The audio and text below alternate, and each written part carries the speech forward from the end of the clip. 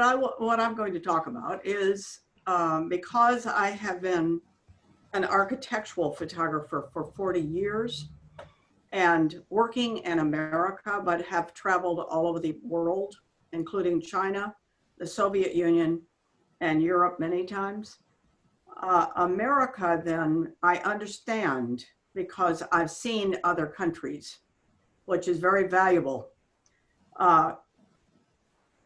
Believe it or not, a large part of America is rural. So our cities take up a large, a swath of land, but we're mainly a rural country, believe it or not. But talking about American architecture and how it is formed, how it shaped our country is very important. Again, having been to many other places in the world, I understand. Now, one subject is the fact that we're really not very old. So instead of being like in China, maybe 3,000 years old, we're mainly 200 to 300 years old. Many of our small towns and city neighborhoods have architecture that's been there, let's say, since the city was incorporated, especially small towns. But since there are so many small towns in America, that's important to note. We went through a period in the 70s where we just kind of forgot our history. It forgot the importance of history. And we tore a lot of things down. We fell apart. We weren't keeping up with any kind of restoration or anything really. And so our cities were pretty, including Pennsylvania Avenue in Washington, D.C., which is considered America's Main Street.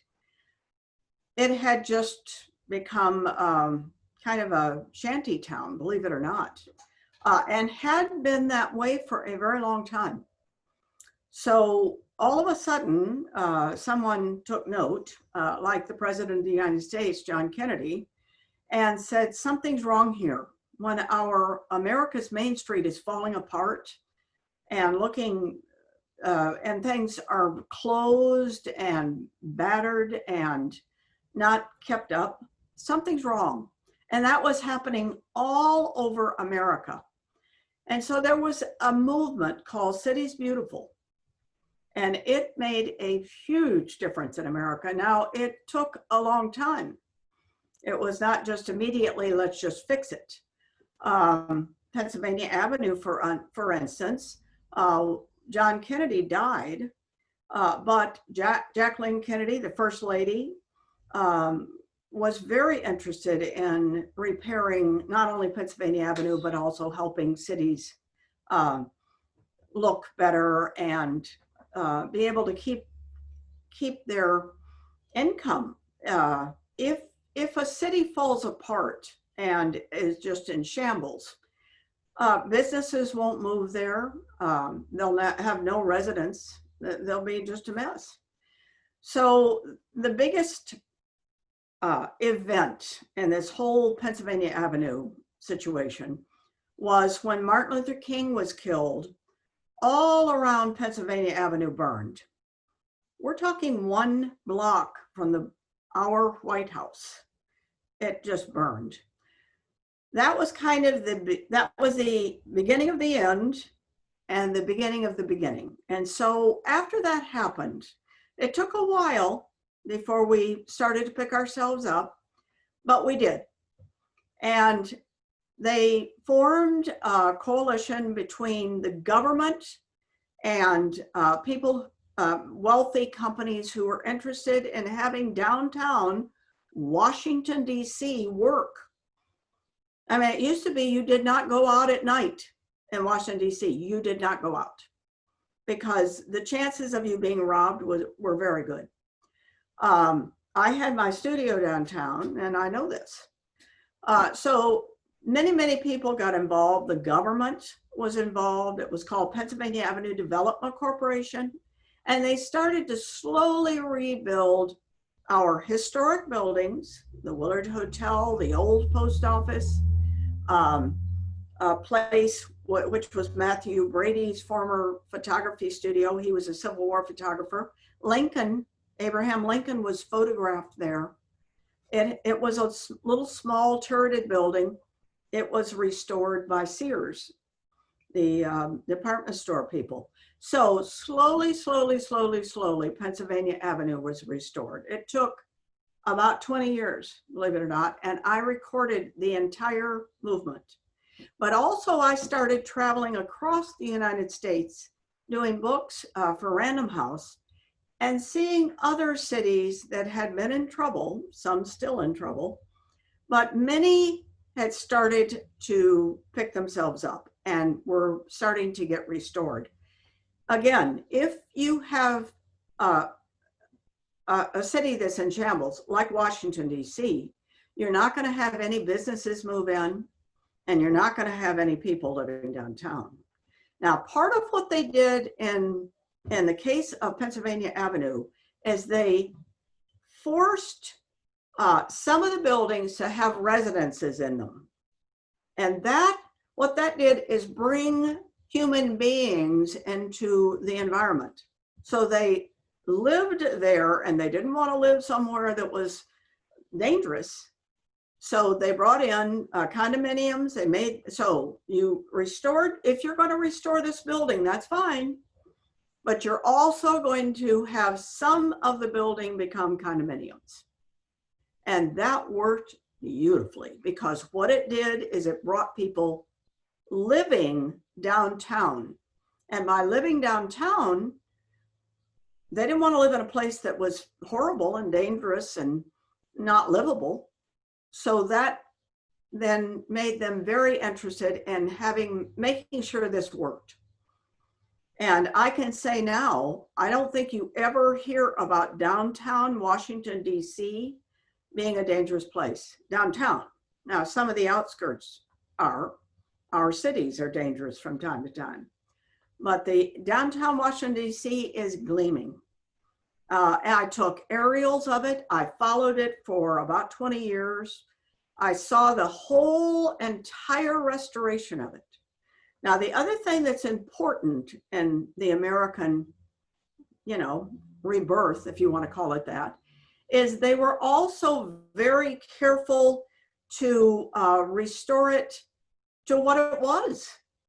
So in the case of the Willard Hotel and the old post office and what became Sears House, Matthew Brady's old studio, they made sure that they didn't just go in and wreck everything and throw everything away and just have white-walled, rooms. No, they kept the historic gargoyles and some of the columns, and they were very, very careful to make it sure that, in fact, in the case of the Willard Hotel, the reason I got involved in architecture is because a woman architectural photographer had recorded it in 1901, and that's how they put the Willard back together with her prints. They had no architectural drawings. So they used her prints to go to the same company that made the chandeliers to make sure artisans came over from Europe to work on the tile floor. They were very, very, very careful that they didn't just go in and trash it and make it all white walls. And that was eye-opening. And so to this day, it is a fabulous place because they were so careful. They used gold leaf. They didn't just paint with gold. They used gold leaf. I also recorded the restoration of Union Station, which is our train station in Washington, D.C. It has the largest vaulted interior in the world. And it had fallen apart to the point where it couldn't even be used. And they used gold leaf in there. Huge, enormous space.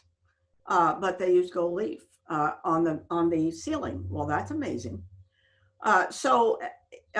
It brought new life to Washington. People wanted to come and visit America's Main Street and America's capital city.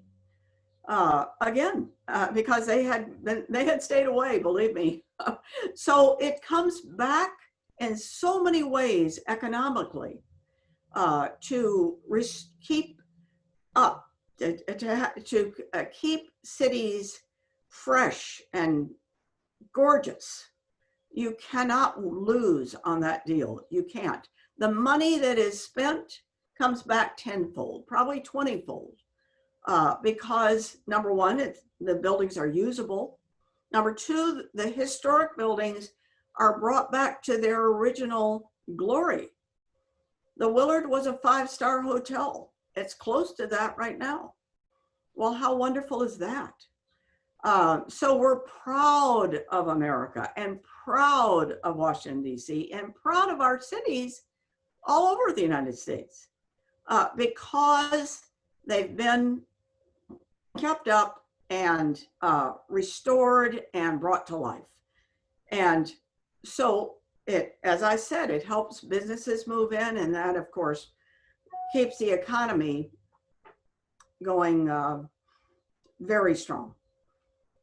Having been to Europe many times, I mean, how gorgeous is Europe? It's magnificent. I didn't see much that was in shambles. On a whole, what I saw was eye-opening. And then to come back to the United States and see that it was falling apart was very sad.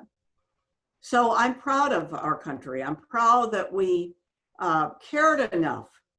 But, you know, America is not that old. We have a tendency over time to tear our buildings down every 30 years. We almost tore all of Pennsylvania Avenue down because Nixon, President Nixon, who was in power then, wanted it to look like Red Square. Well, you know, politics entered the scene too. Thank goodness he was not allowed. They almost tore the Willard Hotel down, and people went in there and squatted.